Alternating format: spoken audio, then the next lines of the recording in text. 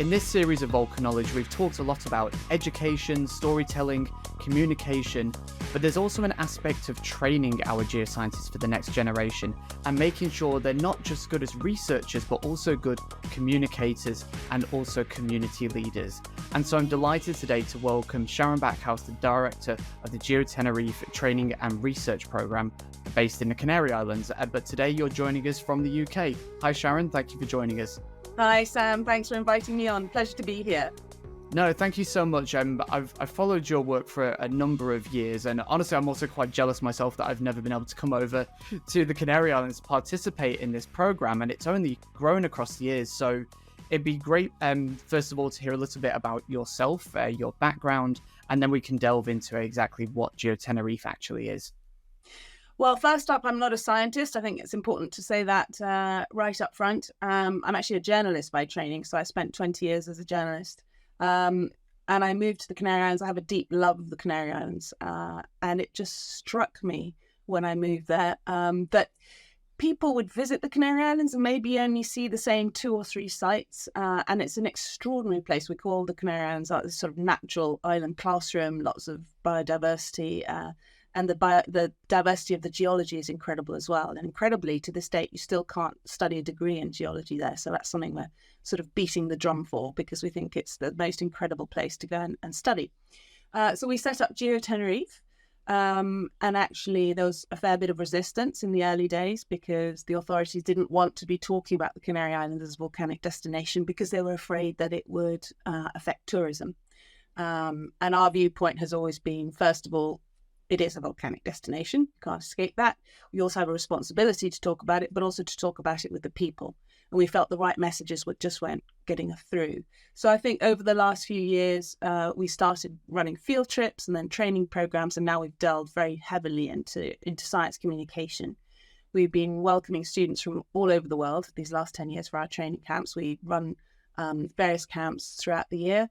And we have scholarship programs to enable students to participate because obviously we don't receive public funding, which is great in the fact that it gives us a lot of freedom, but also it means that we have to sort of work hard to do what we do, which means we have to be very targeted. And the thing that really struck me, Sam, is that so many of our students come from risk areas and people just weren't talking about it. They weren't being given the tools to talk about it. So we really want to enable these scientists to become more confident, to talk about their research, to delve into areas they're passionate about. We support them as much as we can, but we want to give them the tools in terms of science communication as well, so that they can then spread that message, because we haven't been very good about that in the past and really crossing those boundaries between science and the people. And that's so important because if science just stays locked in a room or in a paper or in a conference, it doesn't sort of do everything it needs to do.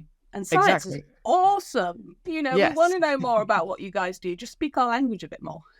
Exactly. And it's particularly, for doing it somewhere where it is volcanically active, these people coming from risk areas, those are the people that you want to train up to go back to their communities where they're from, where they've grown up, to be able to share their knowledge. So Absolutely. Take us through... And also volcanology is a very small family, really, globally. It's not a huge discipline, which means students that we've had sort of 8 years ago are suddenly now doing some really interesting stuff. And we still act like a bit of a family. People are in touch. We've had students in the US who've had problems getting into postgrad programs, and so I've put them in touch with earlier researchers. And it's just really nice. There's that sort of link, that golden thread that goes through, and they all take this love of the Canary Islands home with them, which is what we love to impart, because we just think they are glorious, glorious islands, which aren't being properly protected yet, and people don't know enough about yet. So that's what we're trying to do. Amazing. I was actually going to ask exactly that. Do you, keep in touch with your alumni, essentially, and see what they're up to and help them in, applying for applications? Because I know a number of people who have come through, say, our graduate programs ourselves, who have just either finished their courses and gone on to GeoTenerife and then gone on to other things, or they've come to us straight after a summer of doing it and they can't speak highly enough of it. Oh, thank you. Yeah, that's absolutely, it's not just about the month or the period of time that they're with us in Tenerife. We stay in touch with them going forwards.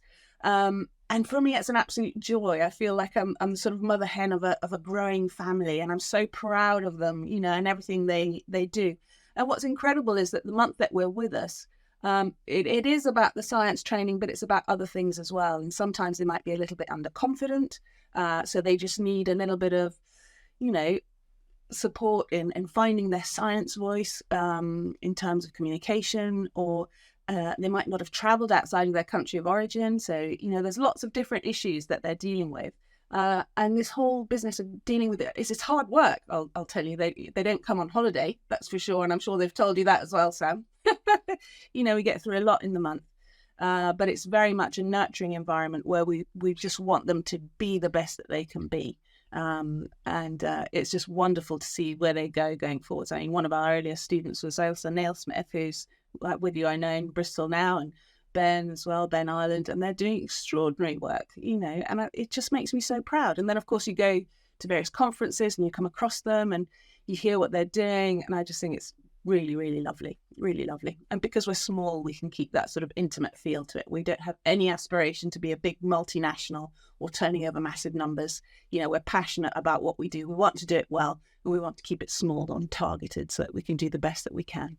Yeah, and it's not really something conducive to opening it up to 100 people anyway, but it's wonderful that you've got that balance of, training them in scientific, analytical research skills, but also communication and personal skills as well. Finding your voice, being able to present, to be able to talk about scientific topics at a lay level as well. So it's wonderful you're able to provide almost that kind of pastoral training that a lot of researchers don't always get through the academic circles.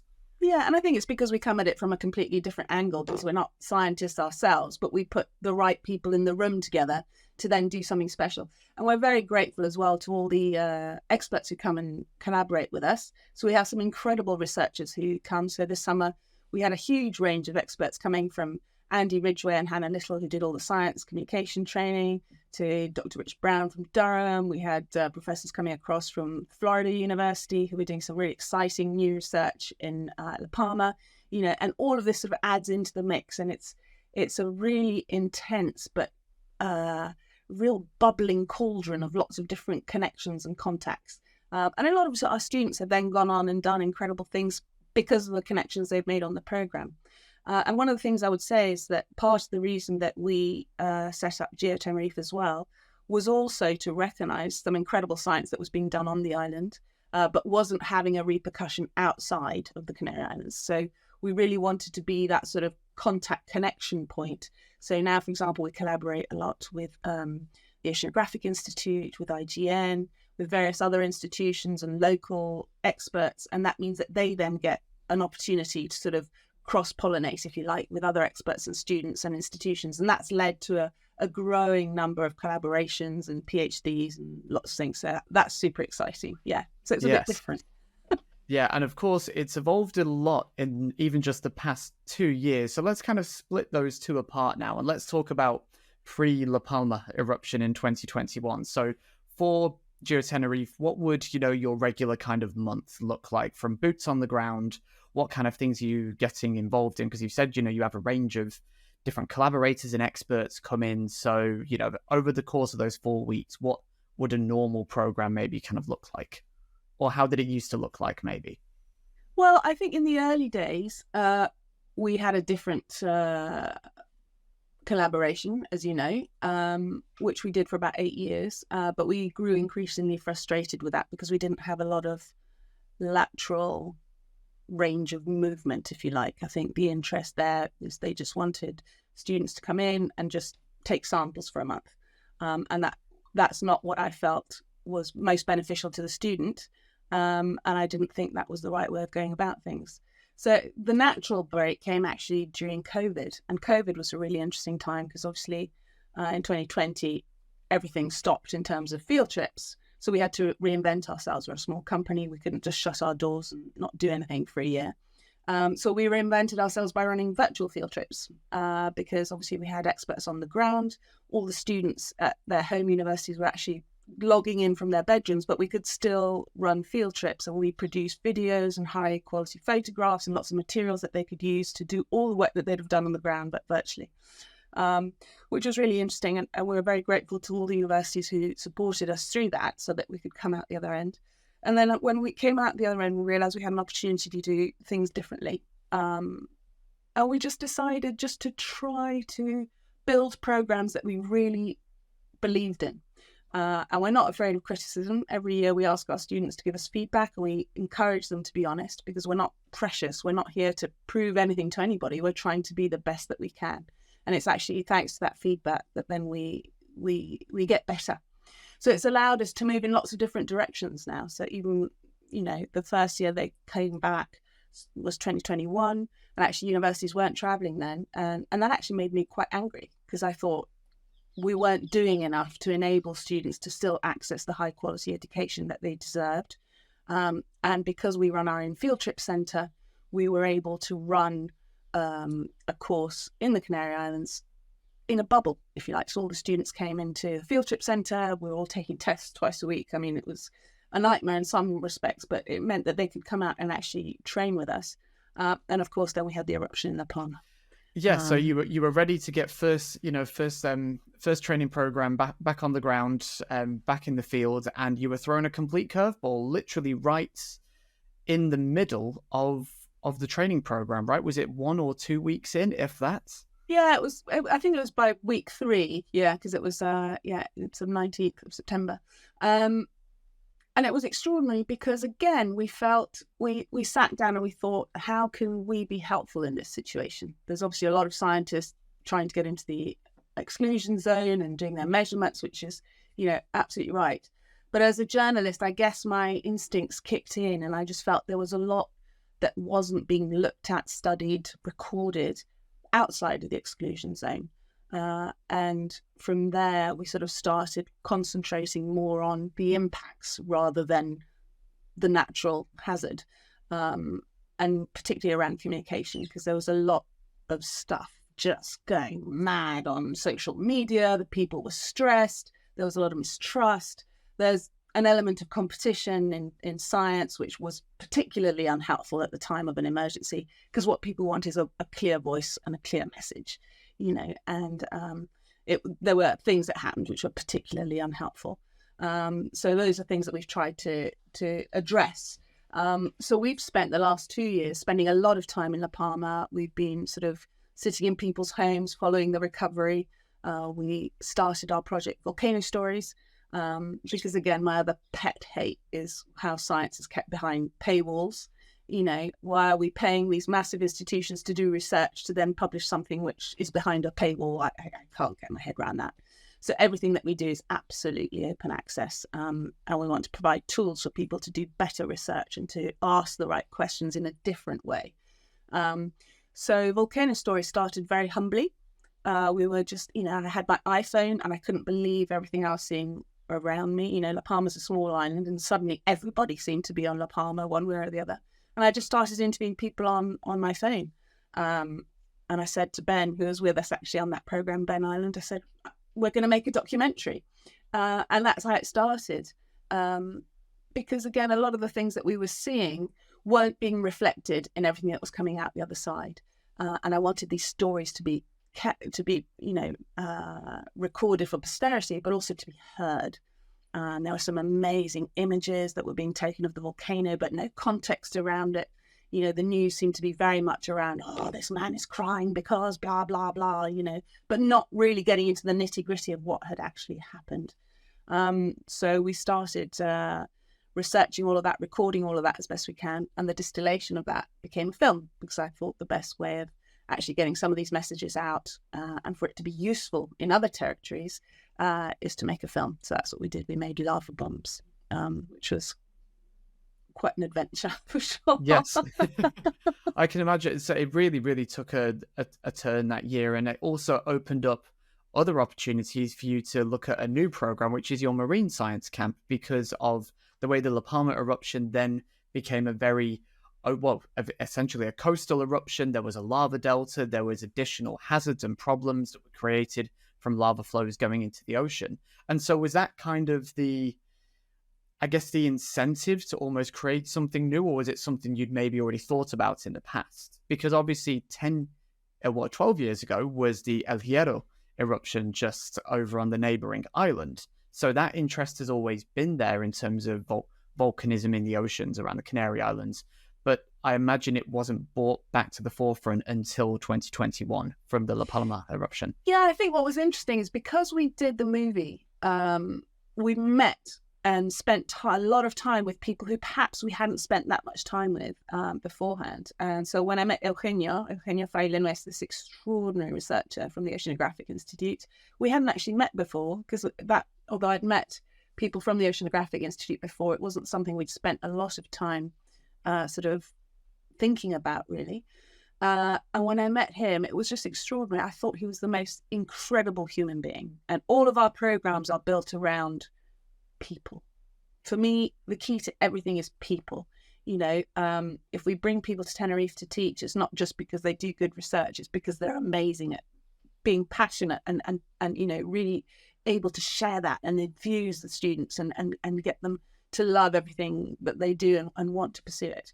And he is just an extraordinary person and very open. The idea sort of came on the back of the film, really, to do something in terms of submarine volcanology, which is fascinating because there's so much we don't know. And the stuff he's doing out there is incredible, and it's an opportunity for us to be able to open those doors for international students to come participate, but also for the local institute, again, to open their doors and build these sort of nice connections going forwards as well, which I think will hopefully help them to delve into different areas as well. So it works very well. And then, of course, there was the first Volcano Symposium, which, of course, was open access. And thank you very much for participating in that, Sam. No problem. I can provide links for that as well if anybody's. It was a very, very interesting day of basically a symposium, a small conference, very, very open, all around marine volcanism in the Canary Islands and the links to it. So there was aspects of physical oceanography, chemical oceanography, physical volcanology. There were some really interesting talks about actually old submarine lavas and volcanism and geology on the islands themselves. You don't always have to go into the ocean to look for evidence of volcanoes in the ocean. Yeah. So it was just and there was some wonderful presentations by current students, yes, as well as from local researchers and those coming in from outside as well. So it was a really, really wonderful day. And so you're actually repeating that again this year. Yes, we are. And actually what was interesting about it is, as a journalist, I always like to be a bit provocative, and we did a question and answer session, and we asked some really tough questions, and we had a lot of the local and national institutions represented on the panel, and I'm just so grateful for them because they really stepped up, and some tough questions were asked and they met them head on, and that's quite unusual, particularly in the territory where we're working, and we're just trying to encourage everybody to just be a bit braver, because it's so easy to sort of sit behind your sort of ivory tower and do your lovely research and go home and think, great, I did this great paper or I did this great piece of whatever. But if it doesn't transcend that, if it doesn't get to the people, if it doesn't get applied, if it doesn't get put into context or used in a way that's helpful, it's just always going to be an academic exercise. And it is difficult. I know it's difficult. I know people like to look to science for yes or no answers or 100% certainty, and we're operating in an area where there's a lot of grey areas still. But people understand that, I think people are happier to hear, look, we don't have all the answers, I'm going to be honest with you, but this is what we do know, and this is possibly what could happen, and this is what you need to be thinking about, rather than, oh no, everything's fine, don't worry. That's when people start to think, really? Yes. Yeah. So we need to build that trust. We need to make sure that we have messages that are coming out that are curated in a way that people connect with them, and always think of the people receiving that message first. Because what's the point of science if you're not doing it for the benefit of people? And if you're then not framing it in a way where they find it helpful, particularly in a territory which has natural hazards, and it's not just volcanoes in the Canary Islands, as we know, there's other hazards as well, as there are in other territories. And again, it comes back to receiving a mix of students from all over the world and showing them lava bombs has been really interesting. So one of my students from New Zealand was in tears and saying, a lot of these lessons you're talking about, we learnt 15 years ago in New Zealand. Why are these not being taught in schools in the Canary Islands? And I had another student from the Ethiopian Rift Zone, who was our scholar that year, And he said, oh my goodness, Sharon, we have so many natural hazards in Ethiopia. We haven't even begun to talk about this. I need to learn how to talk about this better. And we had another scholar from Colombia who said, I work with some indigenous communities, and we've just been shouting at them and they're not listening. And suddenly I realized maybe we need to spend a bit more time going a bit more depth and see how we need to be talking about these subjects so that we connect with them and not just shout big sort of scary headlines at them when something is about to happen.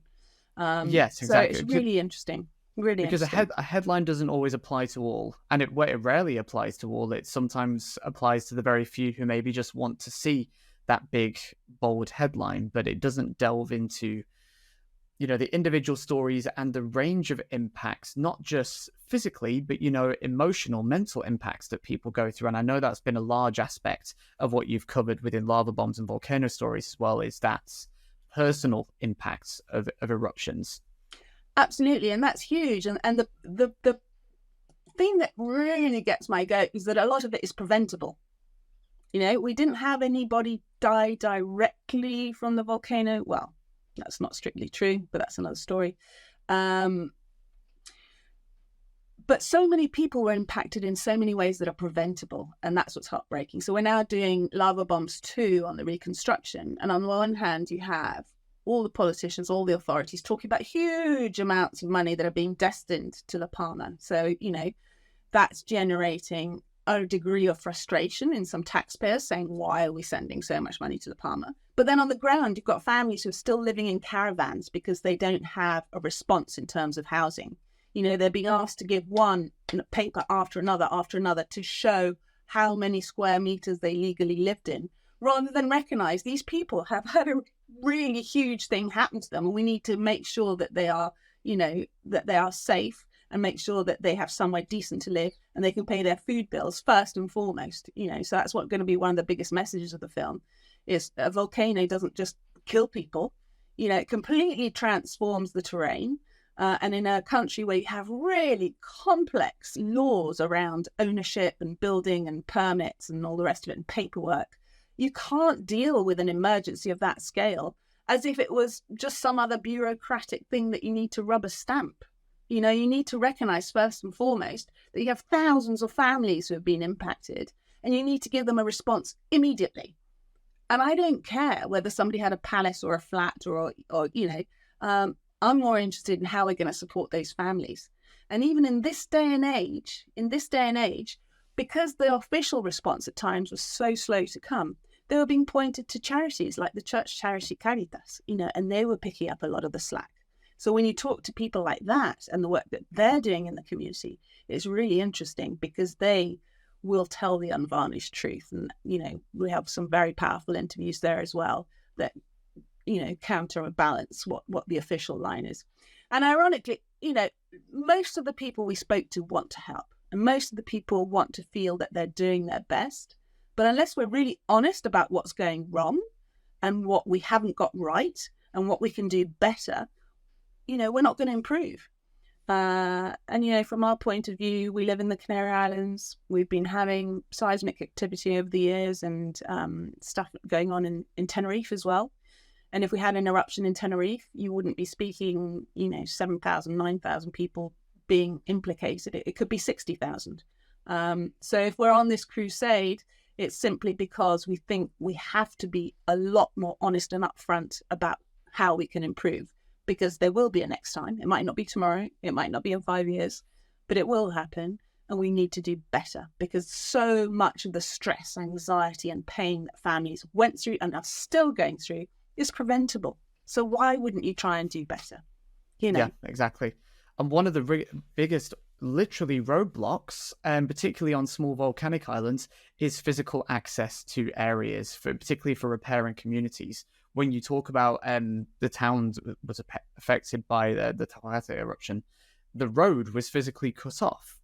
And so then access to either side becomes a whole other logistical nightmare. And I imagine that is also responsible for a huge amount of recovery, almost backlog. Because yes, you can, bulldoze through these roads, but you lose every single access point. Even from the ocean, it was not ideal to go around the area for quite some time. So there's that lag Yeah, time before response can begin as well. yeah. And I think, in a sense, the infrastructure is easier to address because you put some money in and you get the bulldozers out, and the bulldozers were incredible. The drivers, oh my goodness, they were crashing through that lava and it was still sort of blowing at points, you know. And that first road they put across the lava was extraordinary. And again, a story that we'll be talking about in the film. But they've now built a second road. They're now planning a third road. And all of these roads will save 5-10 minutes. We're not talking a large area that's affected in terms of how long it takes you to drive. But they haven't built a single house. So why are you talking about building a third road? And the second road was meant to take thousands of vehicles a day. We've driven across it and maybe seen 2 or 3 cars. And that's when the first road was closed for resurfacing. So you just think, you know, sometimes it's easier, you know, in an eruption, sometimes it's easier to talk about the hazard rather than the possible implications. So that's sometimes the default position, but it's not as helpful. In the recovery, it's easier to think about the infrastructure, to put up electricity poles, you know, and they're very proud about the new type of pole and the this and the that, and to build roads. But actually what people need is support for their families. What people need is a home. What people need is somebody sitting there listening to them, to what their actual concerns are. And there hasn't been enough of that in the first 2 years. I'm happy to say I think that is beginning to change. They have a new president on the island who actually was a school teacher, and he was very implicated in his community. So he's really, really aware of the issues that need addressing. And it seems to me that things are starting to sort of unblock at the other end. But it's taken over 2 years, you know, it's just not right. It's just not right. You know, and if you have a country like Spain funding this recovery, we should have been further down the line by now. We really should. And just talking big sums of money and not listening to the people who are complaining is not the right way to go about it. And not all of these stories were portrayed in the press. So when we did the first lava bombs, we offered it to the local TV network and they refused to show it. You know, it was too controversial. And it's only 2 years that we then took it on the festival circuit because we wanted to reach different audiences. And we've been very lucky. We've been receiving lots of different prizes and accolades, which is great. But that's not what this is about. I just want these messages to be heard. And we took it to the festival, the Madrid International Festival in September, and it won Best Cinematography. So I then got back to the regional TV channel. I said, just so you know, this film you thought wasn't worth showing has won all of these prizes. Perhaps on the second anniversary, perhaps now would be a good time to show it. And to be fair, they did. They maybe so, but I guess there's a question raised on how it then potentially implicates how media were showing stuff at the time. Because you were showing a completely different side of the story, but the real story. Yeah, and you know, it's no secret that or maybe it's not widely known, but newspapers locally are not particularly free, shall we say. There's a lot of things that we feel should be spoken about which aren't. So that's why we've just started talking about things in the way we feel is a bit more helpful and tackling subjects which we think need to be addressed. So Lava Bombs 2 is again going to be pretty controversial, so it'd be interesting to see whether they show it or not. But, you know, we'll get it seen one way or the other. And actually what we're starting to do now is tackle other subjects which we feel really passionately about. So going forwards, Volcano Stories is going to split into 3. So we'll still carry on our research in La Palma because there's still a lot of story to be told and to be followed and to be critical about, but also to lift up, amplify the stories which are good. You know, this isn't just a sort of bashing exercise.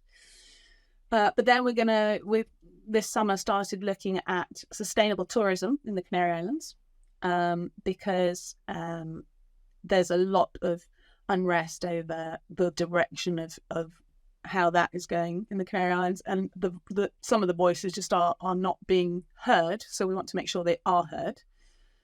And we've been preparing this report that we'll publish shortly. And we've been having help from dozens of people on the ground, really incredible researchers, very passionate people who are actually very nervous about putting their name on the report.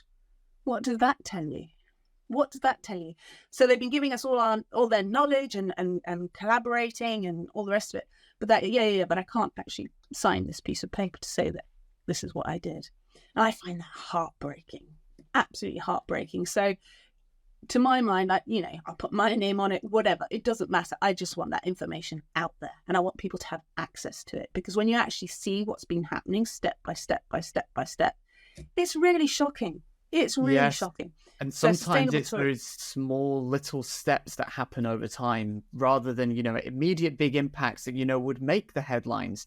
It's that little bit of bureaucracy that just creeps its way in over time that just creates little barriers that eventually you realize, oh, this has actually become a significant impact. Yeah. And actually, when you put all of that together, you think, good Lord, it really is shocking. But it's only when you put it all down in black and white and you have it all together in one place that you really realize the scale of the thing.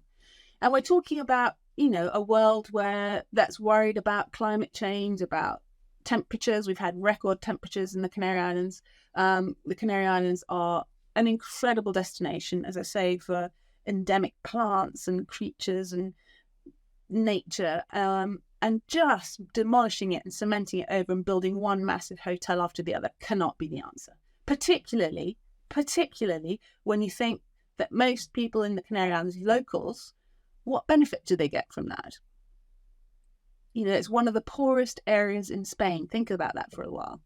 The southern strip of Tenerife has got more 5-star hotels per square kilometre than Madrid or Barcelona. Yet there's locals now living in tents, living in caravans because they can't afford to live in the towns that they used to live in.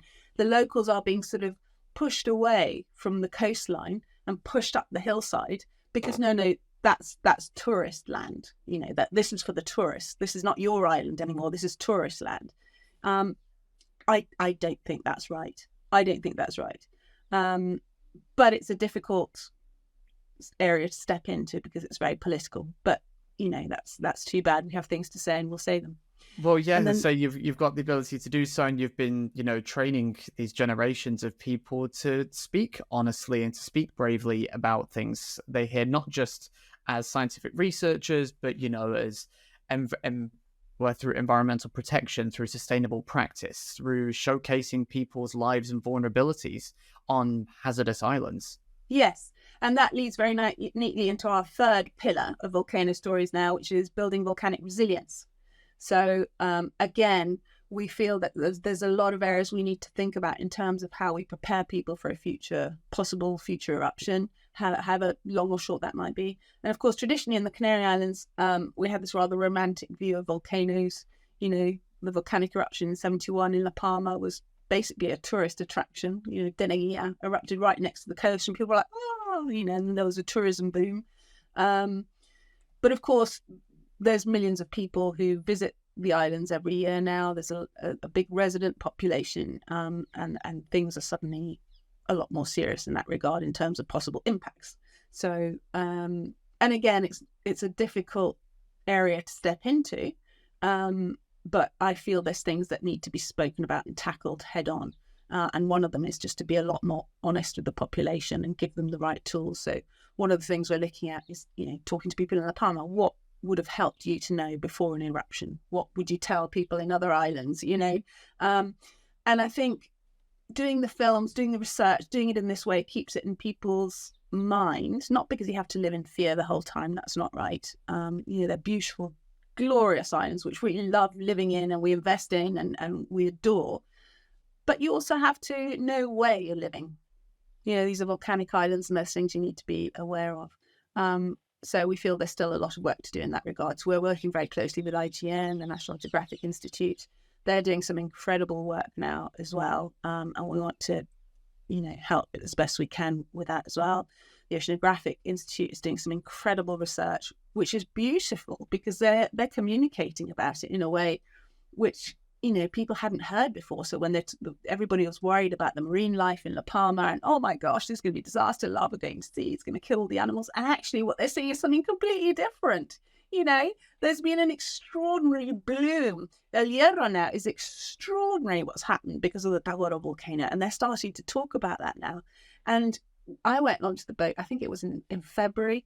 So literally just 6 weeks after the eruption had finished, and they were bringing up samples from the seabed. And it already had little bits of algae growing on it. And you think nature is incredible, you know. And the fish it's the just other went side away. of things, isn't it? I know. And the fish went away when things started, and then they came back. And you just think, you know, we're the ones who messed this up. Not nature is just very wise. Nature is wise, you know. And we have a lot to learn, I think. And all this, the building of the programs is also allowing you to kind of build the interns and the training programs along with it, because you can involve them in these contemporary current issues. And also, I imagine it changes what you see as your needs for the internship. Okay, so we're going down this area of volcano resilience. We can actually start training people already to think about these things. Yes, and it's also so rich because they all have their own views, opinions, experiences to bring to the table. And I think the way I like to run GeoTenerife is that me as a person, I'm not important. I'm just a connector. And the sum of everything we do is so much greater than any of its moving parts, because we absorb the best of everybody and then push that forward, you know. And I think that's what makes us a bit different to other companies maybe working in the space or other science outfits. And it's allowed us to really react to things in a way which I think is very difficult for people who solely rely on public funding to do. So we can sort of turn on a dime, really, if we feel there's something that we need to address. And it's extraordinary. It really is extraordinary. But at the centre of everything, it's always thinking about people first, you know, and how we can do better by people living in these extraordinary areas. Wonderful. Well, if you're somebody who is potentially interested in this, I would certainly consider you to look at GeoTenerife program, to ask questions, because like I said at the beginning, I've only heard good things, and it's continuing to evolve and grow in different directions over these years. So it's really, really fantastic work you've been doing in that regard. And so just something to finish up, I know we could keep talking about these subjects for a long, long time, and we will do. We always will continue to do so. But something for you personally, you know, obviously you've spent so much time on the Canary Islands, but is there a particular moment or memory, maybe not regarding the Canary Islands, something about volcanoes that always just sticks with you? Well, actually, it's something a lot more recent. There's lots of historic things, but yeah, I've just come back from holiday in Italy. We were south of Naples, and of course there's a lot of headlines going around while we were there about supervolcano and Cap Friglare, and you know, it was the biggest, most terrible, most this, and it could be this, and it just shocked me how we're still so bad at helping people to decipher what's going on in their territory. And if we leave it to the journalists, I mean, I was a journalist for 20 years, you know, journalists are looking for a headline. If we leave it to journalists to get our messages across, and the journalists haven't got the sort of background in giving the right context, you know, the messages are going to be a little warped. And we met so many people who were anxious, who didn't know what to do. And of course, there are no easy answers, because we don't know what could happen, when it could happen, how big or small it could be, how it could impact. But there are messages we need to be thinking about and helping people with. And I think we just need to do better. We really need to do better. And I encourage anybody who's working in this sort of area in terms of mitigating risk, volcanoes, any other type of natural hazards, whatever work you do, remember you're working for people. There's people who are affected by this, and everything that you talk about, that you publish, focus on the people and how they're impacted, because that has to be, and it's right, it has to be our primary concern. Well, I can't actually think of a better closing line for not just this episode, but for this series there. So thank you for delivering that, because I think in the first series, we spoke a lot about kind of like nature and a lot about art and exploration around volcanoes and kind of like that wonder factor. But this second series, a lot of the other episodes have focused on, like I said, education, communication, storytelling, but also journalism and media, and but all of those things, what they all have in common, are people. Yes. And that's what we're trying to do in our own regards, but also, you know, with this podcast as well, is showcase how volcanoes interact with their societies that surround them, and how the societies interact with the geohazards and the environment that they're in. Brilliant. Yeah, Absolutely so brilliant. Thank you for that, Sam. Thank you for all the work that you do, because you're so dynamic and you really shine a light on areas in a novel way, an exciting way, and a way that people really connect with. And I think that's so important. So keep going. cool. Well, you too as well. So thank you so much for joining us today, Sharon. I really appreciate it. And thank you to everybody listening. This will be wrapping up this series now of VolcaKnowledge, and there'll be a slightly different spin of topics coming for the next one. Exactly when that is, we'll find out in the future. But I'll just give a final thank you to Sharon and all of our guests for this series. So thank you very much. Thank you, Sam.